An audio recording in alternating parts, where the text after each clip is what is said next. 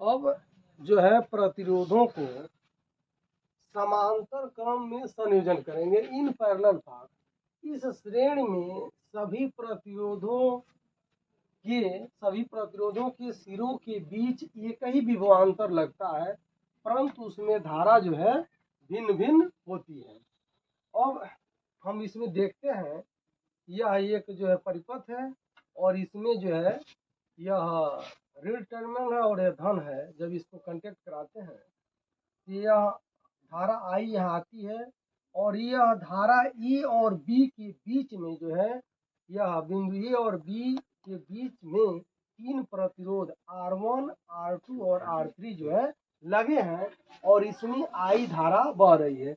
ये आई धारा आती है तो यहाँ A1 से इस प्रतिरोध में धारा I1 हो जाती है और इस प्रतिरोध में धारा I2 हो जाती है और R3 प्रतिरोध में धारा I3 हो जाती है। तो जब ये तीनों धाराएं जो है इस प्रतिरोध से होती हुई आती है तो यहाँ पर I1 प्रतिरोध हो गया, यहाँ पर I2 प्रतिरोध हो गया और यहाँ पर जो है I3 प्रतिरोध हो गया और तीनों मिल करके जो है पुनः I बन जाती है।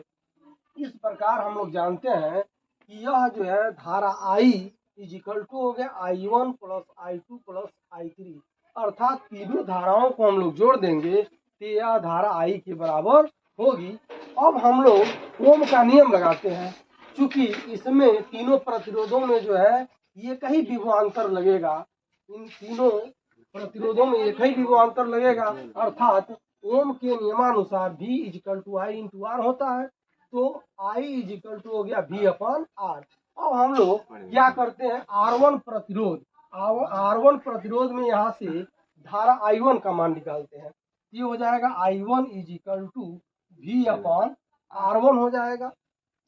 इसी प्रकार अब हम लोग क्या करते हैं, R2 में धारा I2 निकालते हैं।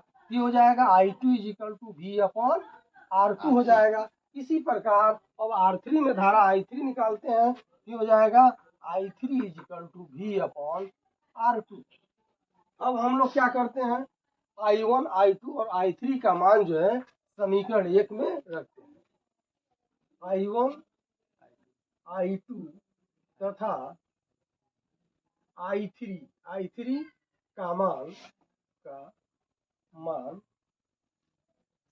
समीकरण 1 में अब रख देंगे। ये हो जाएगा I equal to V upon R हो जाएगा, I1 इजिकल टू क्या हो जाएगा V1 अपन R1 हो जाएगा, plus I2 equal to V upon R2 हो जाएगा, plus I3 equal to V upon R3 हो जाएगा। अब यहाँ से V अपन R हो जाएगा, यहाँ पर हम लोग V कॉमन कर लेते हैं, V कॉमन कर लेते हैं तो 1 upon R1 plus 1 upon R2 plus 1 upon R3 हो जाएगा। यहाँ से V आउट हो जाएगा, कैंसिल आउट हो गया। ये हो जाएगा 1 upon R1 1 upon R equal to 1 upon R1 plus 1 upon R2 plus 1 upon R3। इस प्रकार ये जो है समांतर श्रेणी में संयोजन होता है, अर्थात R1 upon R equal to 1 upon R1 plus 1 upon R2 plus 1 upon R3 ये होगा। अभी इसमें हम जो है तीन प्रतिरोध लिया जाएगा और तीनों प्रतिरोधों को जो है समांतर क्रम में जोड़ करके बताया जाएगा। तो ये तीन प्रतिरोध हैं, R1 equal to 2 ohm, R2 equal to 4 ohm, R3 equal to 3 Om.